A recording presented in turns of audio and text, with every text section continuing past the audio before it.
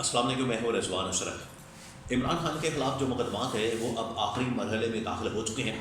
اور ساتھ ہی جو عدلیہ کا محاذ ہے وہ بہت زیادہ گرم ہو چکا ہے۔ منڈے والے دن آپ کو پتہ ہے کہ پاکستان میں سپریم کورٹ پاکستان میں جو ایک بڑی اہم ترین سماعت ہوئی، اس سماعت میں 6 ججز کی جانب سے جو خط لکھا گیا تھا سپریم جوڈیشل کونسل کو یا سپریم کورٹ آف پاکستان کو یا چیف جسٹس آف پاکستان کو، اس سماعت کے دوران جو ریمارکس دیے گئے، ان کی جانب سے جو باتیں کی گئی، وہ براہ راست عدلیہ کی آزادی اور جو آزادی اظہار رائے ہے، یعنی کہ جوڈیشل انڈیپینڈنس یا انڈیپینڈنس آف جوڈیشری اور انڈیپینڈنس آف میڈیا، دونوں کے اوپر بات کی گئی۔ پھر جو پاکستان کے اندر انسانی حقوق کی پامالی اور جمہوریت کی قدروں کو جس طرح سے پامال کیا جا رہا ہے، ان کے سدباب کے لیے ان کے اندر وہ تمام چیزیں ڈسکس کی گئی، ان کے اندر وہ تمام چیزیں مینشن کی گئی، اور چیف جسٹس سمیت باقی جتنے معزز جج صاحبان تھے ان کی جانب سے پاکستان کی جو موجودہ صورتحال ہے، جس کے اندر انسانی حقوق کی پامالی ہو رہی ہے اور جمہوری حقوق کی پامالی ہو رہی ہے، اس کے اوپر 2 ٹوک انداز میں اظہار خیال کیا گیا۔ اب یہ انتہائی اہم معاملہ ہے جو کہ اس وقت موجودہ صورتحال سے جنم لے رہا ہے، اور عمران خان کی رہائی مسلسل ڈیلے کیوں کی جا رہی ہے، اس کے بارے میں میرے پاس انفارمیشن موجود ہے، وہ آپ کے ساتھ میں شیئر کرتا ہوں۔ دیکھیں، 1-2 دن پہلے جس طریقے سے سپریم کورٹ پاکستان میں بڑے پیمانے پر ایک بڑے لیول پر جو سماعت ہوئی ہے، بہت بڑے لیول پر جو 6 ججز کی جانب سے خط لکھا گیا تھا، اور یہ سیکنڈ سماعت ہوئی ہے، دوسری سماعت ہوئی ہے، اب اس مہینے کے بالکل شروع میں ہی اس کی تیسری سماعت ہونے جا رہی ہے، اور اس میں فل کورٹ اس مرتبہ سماعت کرے گا۔ حالانکہ جب پہلی سماعت ہوئی تھی اس موقع پر بھی chief justice of Pakistan justice قاضی فائز عیسیٰ نے کہا تھا کہ ہم اگلی جو سماعت ہوگی اس کو فل کورٹ کریں گے، لیکن فل کورٹ نہیں ہوا، کچھ ججز کی غیر حاضری کی وجہ سے، ان کی عدم موجودگی کی وجہ سے۔ پھر ایک اور واقعہ یہ ہو گیا کہ جسٹس یحییٰ افریدی جو تھے وہ بینچ سے بھی الگ ہو گئے، تو 6 رکنی بینچ بیٹھ گیا۔ اب انہوں نے جو باتیں کی ہیں، انہوں نے جو خیالات کا اظہار کیا ہے،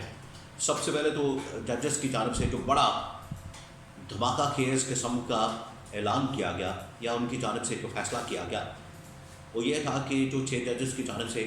اس خط کے بعد تجاویز آئی، ایک تو خط تھا جس میں 6 ججز نے یہ کہا تھا کہ ہمارے معاملات کے اندر مداخلت ہو رہی ہے، یعنی کہ ایگزیکٹو ہمارے معاملات کے اندر مداخلت کر رہی ہے۔ اس کے بعد پھر کچھ تجاویز دی گئی ان 6 ججز کی جانب سے،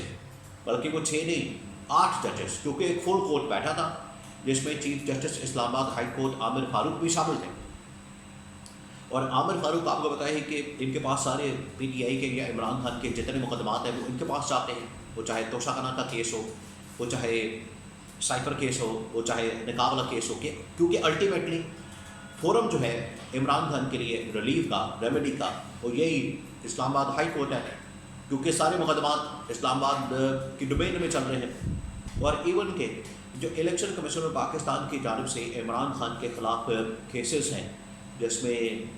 فارن فنڈنگ کا کیس ہے یا پھر پارٹی سمبل سے محروم کرنے کا کیس ہے، یہ بھی آخر اسلام آباد ہائی کورٹ میں آتے ہیں یا چیف جسٹس اسلام آباد ہائی کورٹ جسٹس عامر فاروق کی عدالت میں آتے ہیں۔ تو اس وجہ سے یہ جو بینچ ہے یہ بڑا اہم ہے،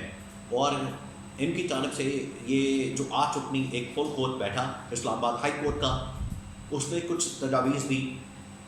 جو تجاویز کی سماعت کے دوران سامنے آئی، اور ان کو اوپن کر دیا گیا، ان کو پبلک کر دیا گیا، اور عوام کے سامنے ان کو رکھا گیا۔ تجاویز بڑی زبردست ہے کہ کس طریقے سے اسٹیبلشمنٹ کا یا انٹیلیجنس ایجنسیز کا جو راستہ ہے مداخلت کا عدلیہ کے معاملات کے اندر، ان کو روکا جا سکتا ہے۔ پھر جسٹس بابر ستار نے بھی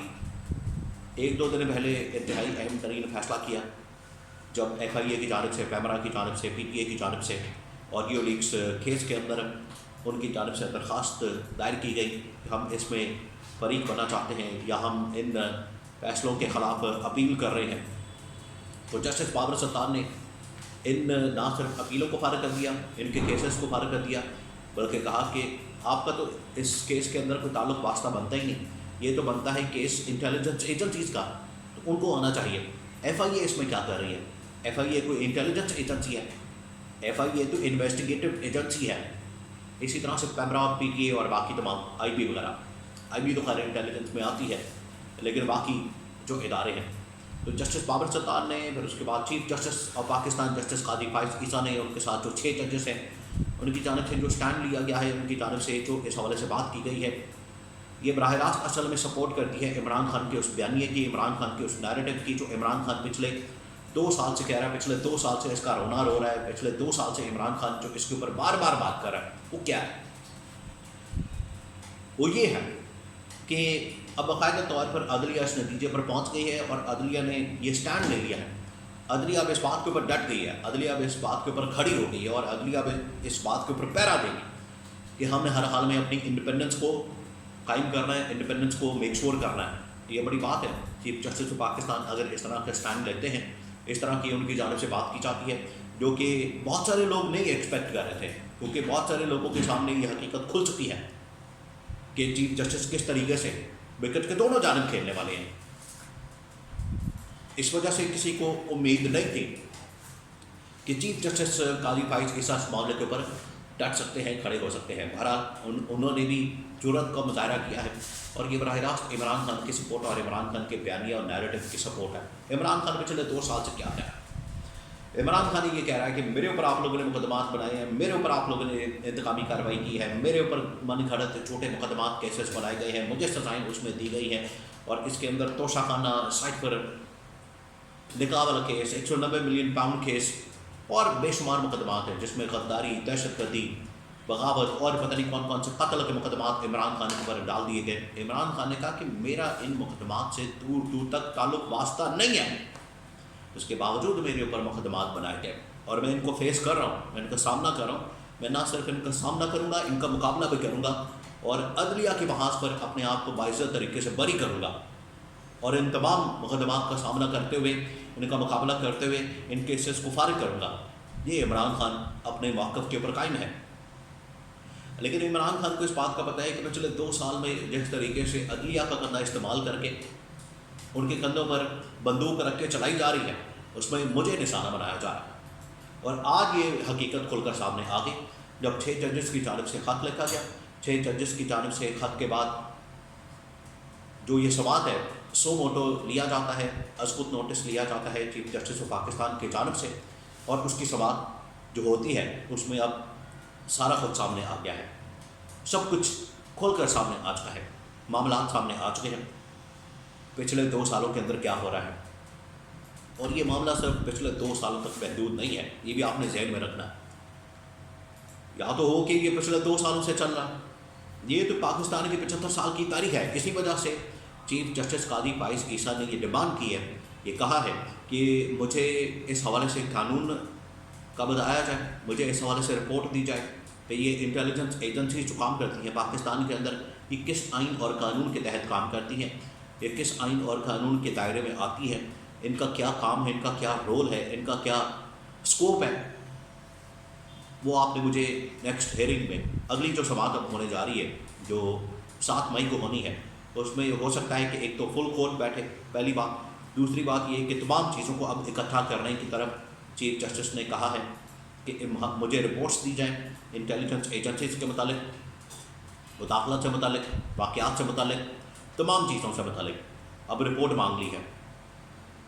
اور یہ اب انتہائی اہم ترین کیس بن چکا ہے پاکستان کی تاریخ میں، اور اس سے اب ہسٹری بننے جا رہی ہے، تاریخ بننے جا رہی ہے، اور اسی کے اندر ہی عمران خان کی رہائی کا پیغام چھپا ہے، کیونکہ جب یہ چیزیں باہر آنی ہیں، کھلنی ہیں، تو اس کے بعد پھر عمران خان کی رہائی کے علاوہ اور کوئی آپشن نہیں بچنا ان کے پاس، کیونکہ عمران خان کو اسی وجہ سے نشانہ بنایا گیا، عمران خان کو اسی وجہ سے انتقامی کارروائی کا سامنا کرنا پڑا، کیونکہ عمران خان نے آواز بلند کی، اور حقیقی آزادی کی جو جد و جہد ہے عمران خان کی وہ یہی ہے آج پاکستان میں، اور حقیقی آزادی کے لیے عمران خان ڈٹ کر مقابلہ کر رہا ہے، اور عمران خان کی جانب سے اس بات کا پیغام دیا گیا ہے کہ جب تک آخری سانس تک میں اس کا مقابلہ کروں گا، حقیقی آزادی کی جدوجہد کو جاری رکھوں گا جب تک پاکستان میں صحیح معنوں میں جمہوریت اور انسانی حقوق بحال نہیں ہو جاتا۔ میری یہ حقیقی آزادی کی جدوجہد جاری و ساری رہے گی۔